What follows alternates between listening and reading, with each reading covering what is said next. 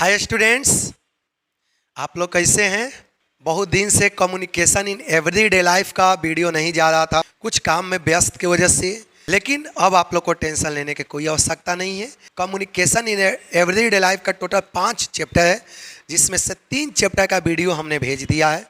ये आपका chapter number 4 है और ये कम्युनिकेशन सभी यूनिवर्सिटी के लिए है, जिस चाहे आर्ट्स वाले के लिए भी हो, उन लोगों को सब्जेक्ट में communication in every day life है तो उनके लिए अलग नहीं है, सेम टू सेम है।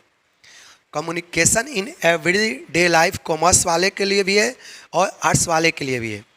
आप लोग अपना सब्जेक्ट देख लीजिएगा क्या क्या है। यदि कम्युनिकेशन होगा तो सेम चैप्टर है, अलग से आपका एक्स्ट्रा कोई चैप्टर नहीं है, सारे यूनिवर्सिटी में लागू किया गया है। बस आप लोग अपना चैप्टर देखिएगा कि इस सब्जेक्ट में कम्युनिकेशन है कि नहीं। यदि कम्युनिकेशन होगा तो आप सभी के लिए सूटेबल है। बस हम जो पढ़ा रहे हैं बस इसको पढ़कर आप लोग प्लीज़ रिक्वेस्ट है कॉपी में नोट करिए। केवल वीडियो देखने से आपको कुछ नहीं होने वाला है, वीडियो देखने के बाद कॉपी में नोट कीजिए। देखिए, कम्युनिकेशन का ये चैप्टर नंबर 4 है। कम्युनिकेशन का चैप्टर नंबर आपका 4 है। चैप्टर नंबर 4 क्या है? Reading skill. रीडिंग स्किल, इसको हिंदी में बोलते हैं पढ़ने की कौशल। पढ़ने की कौशल, देखिए इसका मतलब क्या होता है? पढ़ने की कौशल। कौशल मतलब होता है पढ़ने की तरीका। कोई आदमी रुक रुक के पढ़ता है, कोई आदमी बहुत तेज़ी से पढ़ देता है। देखो, रीडिंग स्किल इसका मतलब होता है पढ़ने के तरीका। ये जो चैप्टर नंबर 4 आपका है, क्या है? Reading skill. देखो, different person have different skill to read. अब एक सारे व्यक्ति एक जैसा रीडिंग नहीं करता है। कोई आदमी स्पीड मोड में पढ़ता है तो कोई स्लो पढ़ता है, तो कोई पढ़ेगा किसी का मुंह देखेगा, कोई पढ़ेगा किसी का मुंह देखेगा। तो देखिए, रीडिंग स्किल अलग अलग व्यक्ति का अलग अलग होता है, ठीक ना। चलते हैं, ये टॉपिक आपका रीडिंग स्किल है तो सीधे आते हैं फटाफट टॉपिक पर। और आप लोग अधिक से अधिक वीडियो शेयर कीजिए ताकि जितना भी ये स्टूडेंट कॉमर्स का, आर्ट्स का है, जिनको ये सब्जेक्ट है उनको बेनिफिट हो जाए। ठीक, चलिए आते हैं सीधे टॉपिक पर। देखिएगा, फर्स्ट आपका टॉपिक है क्लोज रीडिंग। क्लोज रीडिंग मतलब होता है ध्यान पूर्वक पढ़ना। पहला टॉपिक आपका दिया है क्वेश्चन का, ये इस चैप्टर का सबसे फर्स्ट जो टॉपिक है ये दिया है आपका क्लोज रीडिंग। क्लोज रीडिंग मतलब होता है ध्यान पूर्वक जो किताब में दिया है उसको पढ़ना। आप लोग इसको ये बहुत इंपॉर्टेंट टॉपिक आप लोग का है, रीडिंग स्किल। अनेकों बार एग्जाम में पूछता है, ठीक ना, तो आप लोग एकदम से बारीकी से इसको देख लिया कीजिए। देखिए, क्लोज रीडिंग मतलब होता है कि जब भी हम कोई भी किताब को पढ़ें तो जल्दी जल्दी के चक्कर में ना रहें, एकदम से रिलैक्स मूड में पढ़ा जाए ताकि बारीकी से प्रत्येक वर्ड को टच कर दें।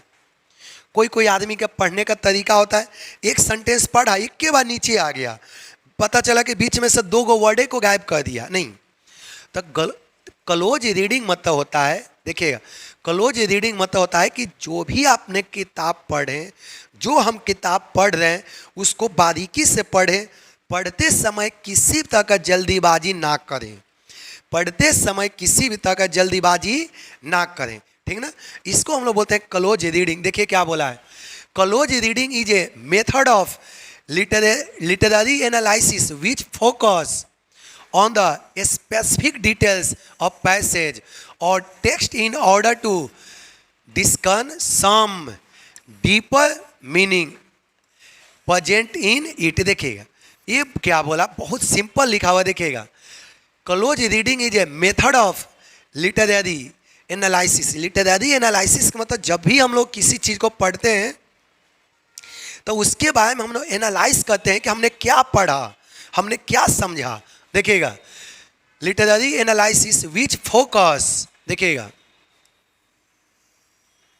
Which focus on the specific details of passage. देखिए, जब भी हम लोग पढ़ते हैं ना तो कोई पर्टिकुलर चीज़ पर फोकस करते हैं कि हाँ ये क्या है, ये क्या है, ये क्या, एक एक सेंटेंस हम लोग देखते हैं। देखिए, डीपर मीनिंग हम पढ़ने से क्या पता चलता है, उसका गहन अध्ययन होता है, एक एक चीज़ का बारीकी से हम लोग देखते हैं। Deeper meaning present in it, ये लाइन आपको समझ में आ गया। देखिएगा, close reading enables reader to see the critical details of text that they might have miss if they did not read a small passage with carefully sustain attention. देखिए बहुत सटीक वर्ड आपका लिखा हुआ, बहुत सिंपल सा लाइन लिखा हुआ है। देखिए close reading enable reader to see the critical details of a text that they might have missed if they did not read a small passage with careful sustained attention। देखिए बहुत सटीक word लिखा हुआ है। ये आप लोग को सभी को क्लोज रीडिंग समझ में आ गया ना। क्लोज रीडिंग मतलब सिंपल होता है कि जो हम किताब पढ़ें उसको डिटेल से पढ़ें, पढ़ते समय किसी तरह का जल्दीबाजी ना करें। इससे क्या होता है आपका, यदि हम बारीकी से पढ़ेंगे ना तो क्रिटिकल डिटेल को भी समझने में आपको क्या होगा, हेल्पफुल होगा। हमेशा पैसेज को कैसे पढ़ें, केयरफुली पढ़ें, किसी तरह का जल्दीबाजी के चक्कर में ना रहे। अगला पॉइंट देखिएगा, स्टेप इन क्लोज रीडिंग, ये आप लोग का एग्जाम में आएगा। देखिए स्टेप इन क्लोज रीडिंग, ध्यान से पढ़ने की कदम। देखिए स्टेप इन क्लोज रीडिंग, पहला इसका होता है first read the text for first time. देखिए क्या बोला, read the text for the first time. किताब जब हम लोग पढ़ते हैं ना तो फर्स्ट टाइम पहले पढ़ना चाहिए कि किताब में लिखा क्या है। रिलैक्स देखते हैं ना, कभी भी चाहे हम ही लोग जब छोटे छोटे थे तो सब बोलते थे कि खड़ा होकर रीडिंग करो, तो हम लोग पहले मन में ही पढ़ लेते थे अच्छे लिखा क्या है। क्यों, क्योंकि बोल के पढ़ना होगा तो सब सुनेगा तो सब हंस जाएगा ना, सब हंसने लगेगा। इसीलिए पहले हम लोग सब बोलते थे कि खड़ा होकर पढ़ो, तो हम लोग जल्दी जल्दी मन में पहले पढ़ रहे, अच्छी ये बात लिखा हुआ है। उसके बाद में हम लोग टाइट से पढ़े, हाँ ये राम श्याम मोहन सोहन पूरा कस कस के पढ़ते थे। पहले हम लोग मन में ही पढ़ लेते थे कि अच्छे लिखा क्या है, ताकि सबको सुना के पढ़ने में मन में हेजिटेशन ना हो और किसी तरह का वर्ड पढ़ने में दिक्कत ना हो। इसीलिए पढ़ने से पहले उसको मन में ही पढ़ के एनालाइज कर लिया जाता है कि अच्छा एग्जैक्टली लिखा क्या है। देखिएगा यही लिखा है, read the text for the first time. Finally सबके सामने पढ़ने से पहले अपने एक बार पढ़ के देख लो कि लिखा क्या है। देखते हैं कहीं हम लोग स्टेज पर स्पीच देने जाते हैं तो हम लोग को पैराग्राफ मिलता है स्पीच देने के लिए। अब बहुत सा पैराग्राफ खुद हम लोग अपने से भी लिखते हैं, ठीक ना। स्टेज पर भाषण देने से पहले हम लोग क्या करते हैं, एक पैराग्राफ बहुत तैयार कर लेते हैं पेज, क्योंकि बहुत सा कंटेंट स्टेज पर बोलना जाता है, याद रहे ना रहे उसमें वहाँ पर दिक्कत हो जाता है कि बाय द वे कोई कंटेंट माइंड से उतर जाए, इसीलिए हम लोग पूरा नोट करके लेके जाते हैं। अब स्टेज पर बोलने से पहले एक दो बार उस पेज को हम लोग पूरा पढ़ लेते हैं। स्टेज पर या सेमिनार में हम लोग जाते हैं तो कोई चीज़ बोलने से पहले एक दो बार जो पेज होता है उसको हम लोग पूरा पढ़ लेते हैं, अच्छे ये टॉपिक है, ताकि वहाँ पर जल्दी जल्दी होता है। 2000-3000 आदमी लोग रहते हैं, ठीक ना, तो सबके सामने भी रिएक्ट वैसा देना रहता है ताकि किसी को कुछ गलत भावना मन में ना आए। इसीलिए जो पेज होता है उसको मन में हम लोग आपस में पहले पढ़ लेते हैं। देखिए यही लिखा हुआ है, read the text for the first time. जब भी आपको फाइनली रीडिंग करना हो ना तो उसके पहले अपना मन में उस सारे कंटेंट को देख लेना चाहिए और उसके बाद फाइनली क्या करना चाहिए, आपको पढ़ना चाहिए। ये पॉइंट आपको समझ में आ गया। देखिए बहुत सिंपल सा वर्ड लिखा हुआ है। नेक्स्ट पॉइंट देखिए, इसमें कोई दिक्कत, देखिए क्या लिखा हुआ है, the first time readers. Reader किसको बोलते हैं, जो पढ़ रहा है, पढ़ने वाले को रीडर बोलते हैं। देखिए the first time readers review a text, they should try to understand its most important idea and elements। समझ आ गया। एक बार जो फर्स्ट टाइम रीडर जब पढ़ता है ना तो उसका इम्पोर्टेंट वो समझने का प्रयास करता है, इम्पोर्टेंट आइडिया एंड एलिमेंट्स। वो देखता है कि अच्छा इसमें लिखा क्या है, इसमें है क्या, वो सब रीडर देखता है। देखिए they should ask themselves the following questions. देखिए क्या बोला, they should ask themselves the following questions. जो व्यक्ति जो पढ़ता है ना, जो व्यक्ति किताब को पढ़ता है उसको स्वयं एनालाइज करना चाहिए कि हमने क्या पढ़ा, क्या देखा, इसको पढ़ कर हमको क्या महसूस हुआ, इसको पढ़ कर हमने क्या जाना। रीडर को स्वयं एनालाइज करना चाहिए। आप किताब पढ़ लिए, बहुत आदमी वैसा होता है किताब पढ़ते जाता है पीछे से भूलते जाता है, पढ़ते जाता है भूलते जाता है, वैसा नहीं। आपको पढ़ने के बाद आपको अपने आप में सोचना होगा कि हमने क्या पढ़ा, हमने क्या सीखा।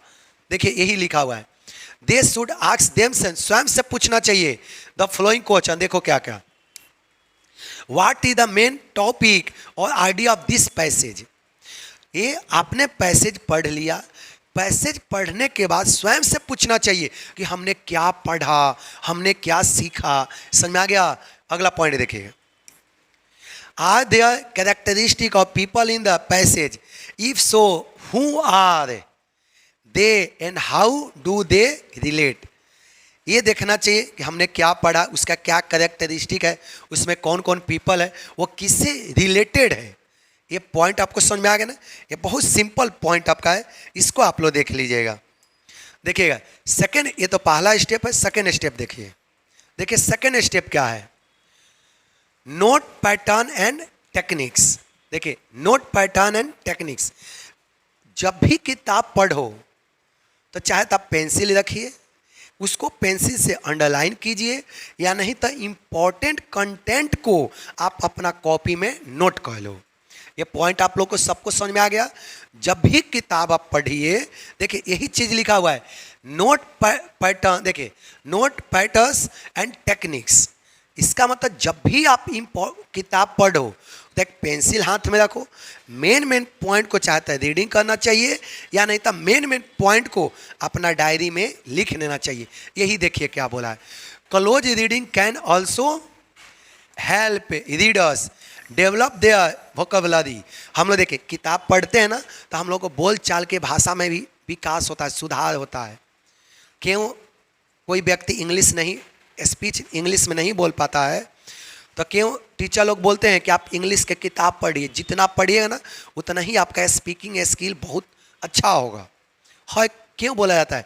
तो किताब पढ़ने से आपको क्या होता है, वोकेबुलरी भी आपको क्या होता है, बेटर होता है। देखिएगा, while closely reading a text, reader should note in familiar words। देखिएगा कभी कभी इन फैमिलियर वर्ड किसको बोलते हैं, वैसा वर्ड जो डिफिकल्ट है, जो डिफिकल्टी आपको दे रहा है, लगता है कि ये कुछ दिक्कत है, तो जहाँ पर परेशानी हो रहा है, जहाँ पर दिक्कत होने वाला वर्ड है, उसको डायरी में लिख लो, ताकि इसके बारे में एक बार पूरा डीपली पढ़ेंगे, इसके बारे में हम अच्छा से अध्ययन करेंगे। ठीक है? तो बोला कि इन फैमिलियर जो वर्ड है ना उसको नोट कर लेना चाहिए, एंड लुक देम अप, और उसके बारे में सोचना समझना चाहिए कि अच्छा हमने किताब पढ़ा, उसमें कुछ कुछ सेंटेंस समझ में नहीं आया, तो जब समझ में नहीं आया तो उसको नोट कीजिए, ताकि बाद में इसको अच्छा से डीपली स्टडी करेंगे। देखिए ये पॉइंट आपको समझ में आ गया, इसमें तो कोई दिक्कत आप लोग को नहीं होना चाहिए। ये देखिए सेकंड स्टेप है। अब देखिए थर्ड स्टेप, आप लोग स्वयं में पढ़ लेना, हमने ज़्यादा रीडिंग नहीं करें ताकि बहुत लंबा वीडियो बन जाएगा। ये बहुत सिंपल सेंटेंस लिखा हुआ है, आप लोग पढ़ लेना। हाँ, और कम्युनिकेशन का आप लोग को जितना भी वीडियो चाहिए सब प्ले लिस्ट में है, आप लोग वहाँ पर जाके देख सकते हैं। टोटल वीडियो चैप्टर वाइज आपको मिल जाएगा। कम्युनिकेशन में हमने बताया था कि टोटल कितना चैप्टर है, 5।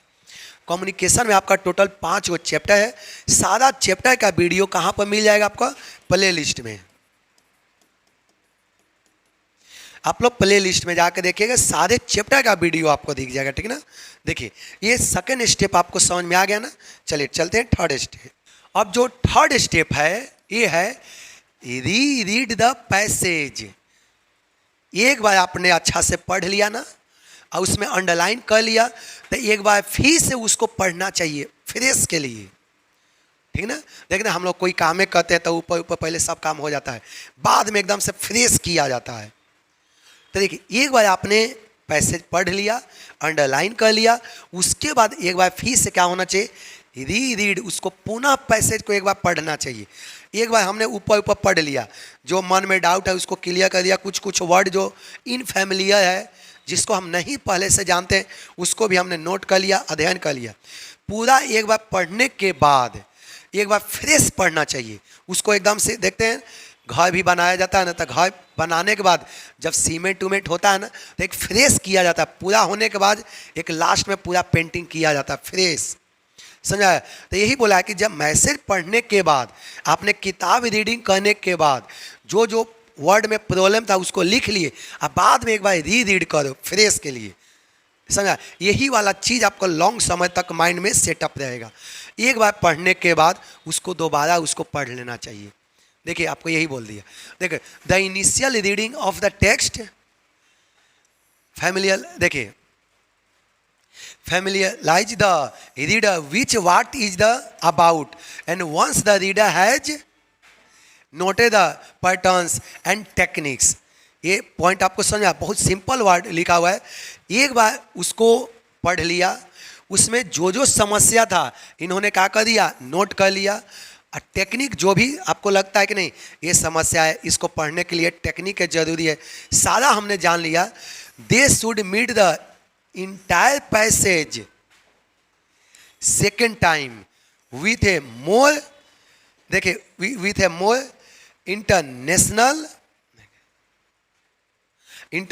focus and international focus और ऑर्गेनाइजेशनल पैटर्न। देखिएगा ये पॉइंट आपको समझ में आ गया, बहुत सिंपल लाइन लिखा हुआ। देखिए once the reader has note the patterns and techniques they should meet entire passage second time।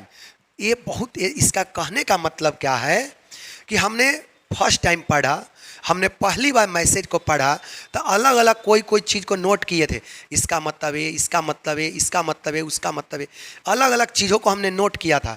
और जब बाद में हमने वापस पढ़ा, बाद में हमने रीड किया तो सभी को एक साथ हमने क्या कर दिया, मिला कर पढ़े। देखिए they should meet the entire message, देखिए बहुत सटीक वर्ड लिखा हुआ है ये पॉइंट आपको। देखिए they should meet the entire passage a second time with more international focus और ऑर्गेनाइजेशनल पैटर्न।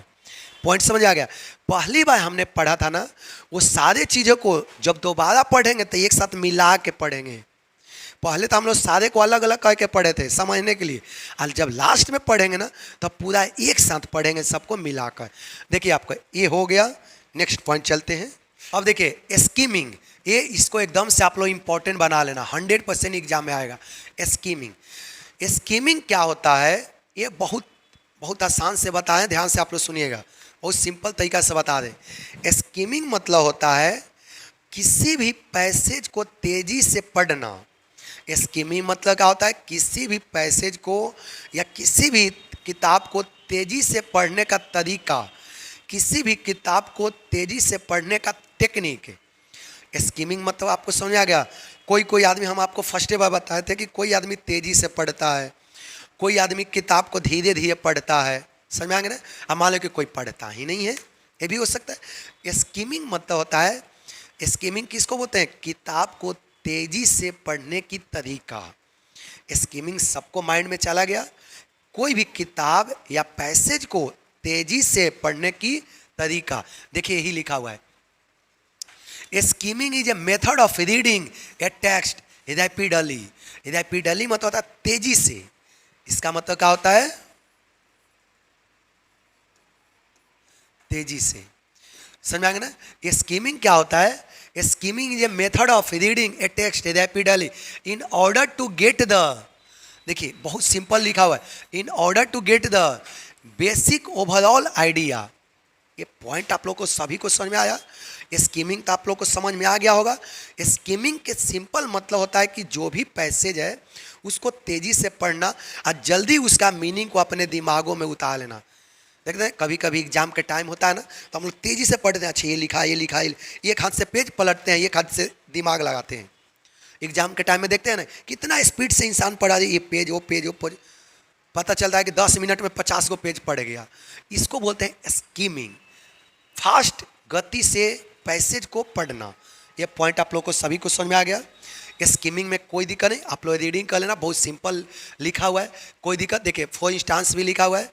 देखिए फॉर एग्जाम्पल, फॉर इंस्टांस मत होता है एग्जाम्पल। देखिए मेनी पीपल स्कीम रीड ए न्यूज़पेपर। देखते हैं ना बहुत आदमी न्यूज़पेपर भी बहुत तेज़ी से पढ़ता है। तेजी का मतलब बहुत आदमी अंदर नहीं पढ़ता, खाली हेड देख, हम ही लोग पढ़ते हैं न्यूज़पेपर, तब पूरा न्यूज़पेपर तो ये पढ़ते नहीं ना, हेडिंग खाली देखते हैं, ये है वो है। बिहार पुलिस का एग्ज़ाम में रद्द हो गया, बिहार पुलिस के एग्ज़ाम में जो आदमी बहुत सारा एजेंटगिरी कर रहा था उसको पकड़ के जेल के अंदर में ठूस दिया गया।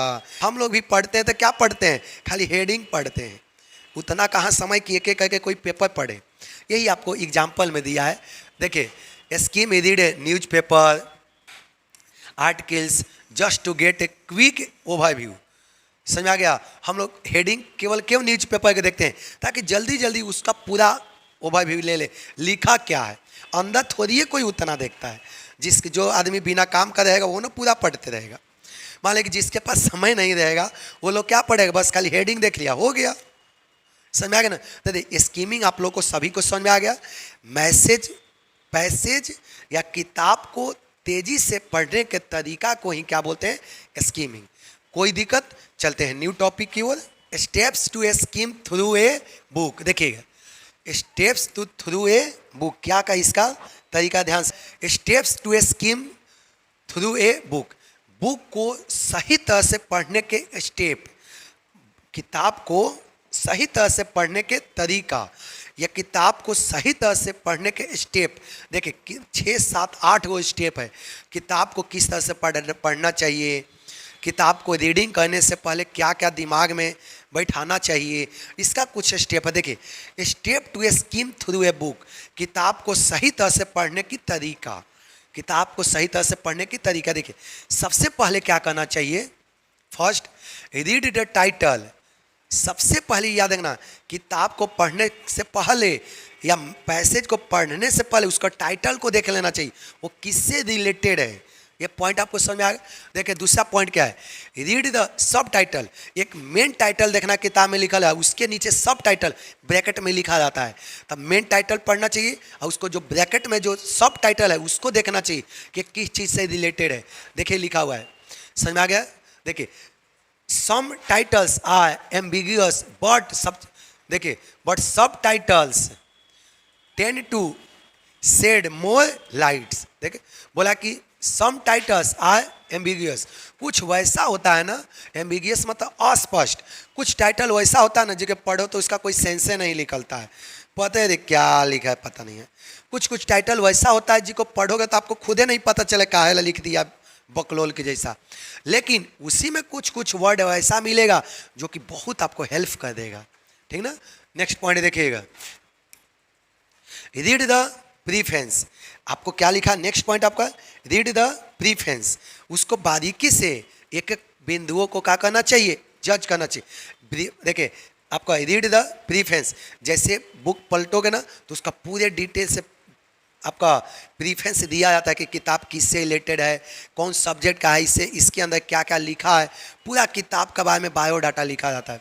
नेक्स्ट पॉइंट लिखे, look at the table of contents. देखिए अगला पॉइंट है look at the table of contents. हम लोग जब भी किताब पढ़ते हैं ना तो सबसे पहले उसका इंडेक्स को देखते हैं कि इस बुक में क्या क्या लिखा हुआ है। देखिए इंडेक्स आप लोग जाने, जैसे किताब है तो देखना chapter number 1, chapter number 2, chapter number 3, chapter number 4, chapter number 5, chapter number 6, line by line पूरा लिखा जाता है। इसको बोलते हैं कंटेंट।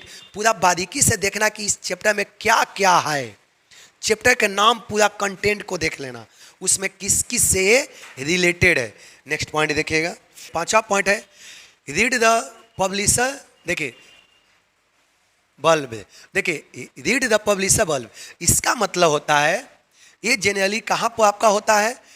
देखिए रीड द पब्लिशर बल्ब ये कहाँ पर होता है, जनरली किताब के लास्ट में होता है। ये पब्लिशर बल्ब मतलब होता है पब्लिशर के बारे में पूरा दिया जाता है। इसका मतलब होता है प्रकाशन।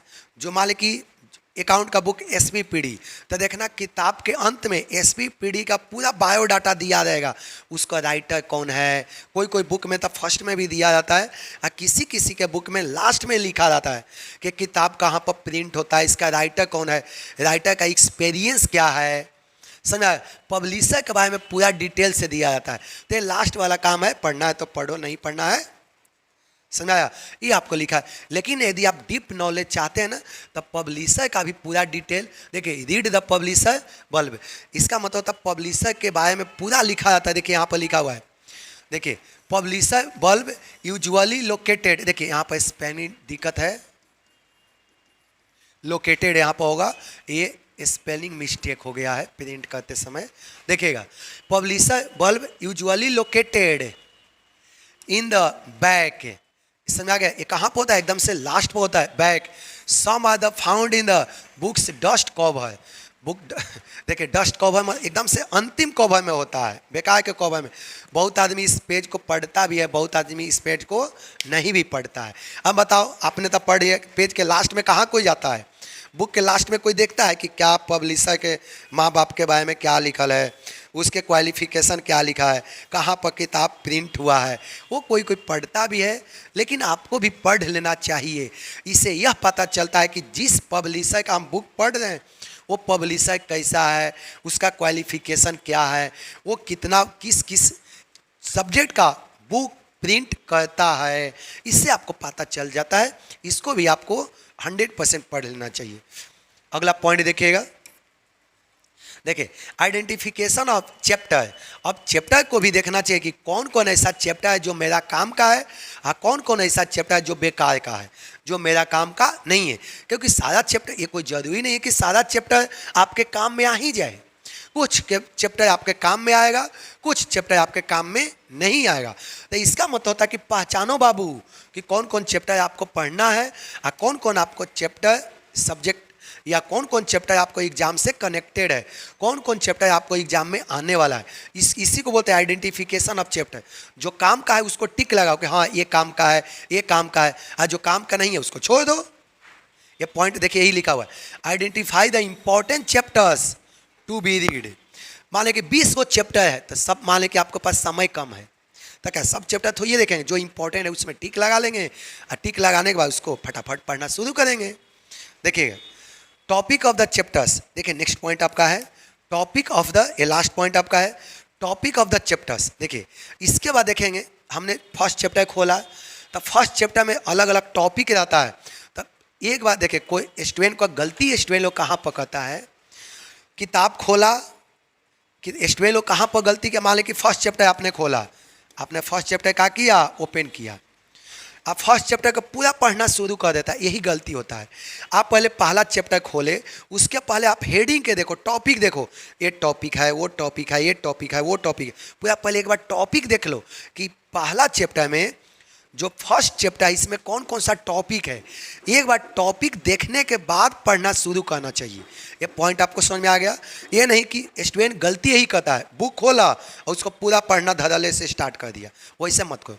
आपने पहला चैप्टर खोला, फर्स्ट चैप्टर डायरेक्ट मत पढ़ो, फर्स्ट चैप्टर खोले, पढ़ने से पहले उसका सारे हेडिंग देखो, उसका पूरे चैप्टर में टॉपिक को देख लिया चाहिए। इस चैप्टर में हम ये टॉपिक है, टॉपिक देखने के बाद उस चैप्टर का पूरा एक एक करके बारीकी से पढ़ना चाहिए। देखिए आप लोग का एक वीडियो हो गया, चैप्टर नंबर 4 का एक वीडियो हो गया। अब बाकी वीडियो आपका रेगुलर जाते रहेगा। सभी स्टूडेंट को थैंक यू। आप लोग अधिक से अधिक वीडियो देखिए, कॉपी में नोट कीजिए। इसके अलावा कहीं भी दिक्कत हो तो कमेंट में मेंशन कीजिए।